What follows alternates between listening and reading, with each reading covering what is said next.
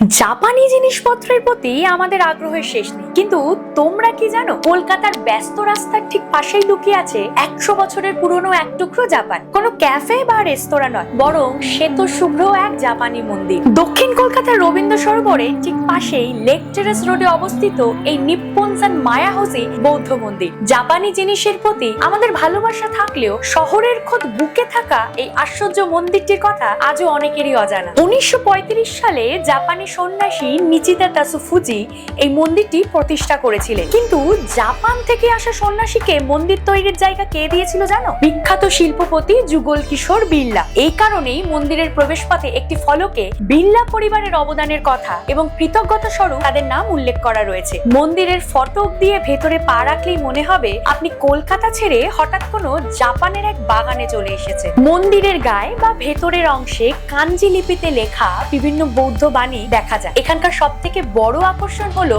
জাপানি ড্রাম বা উচিওকা দাইকো বাজিয়ে যখন তারা প্রার্থনা করে, সেই ধ্বনি মনের সব ক্লান্তি ধুয়ে দেয়। বুদ্ধ পূর্ণিমা বা বুদ্ধ জয়ন্তীর সময় এই মন্দিরটি চমৎকার ভাবে সাজানো হয়। ওই দিন জাপানি এবং ভারতীয় সংস্কৃতির অপূর্ব মেলবন্ধন সেখানে দেখা যায়। মন্দিরে এখনো নিয়মিত পুজো হয়। প্রতিদিন ভোর 5টা থেকে 6:30 এবং বিকেল 5টা থেকে সন্ধ্যে 7টা পর্যন্ত খোলা থাকে। একবার ঢু মেরে আসবেন নাকি জাপানি মন্দিরে?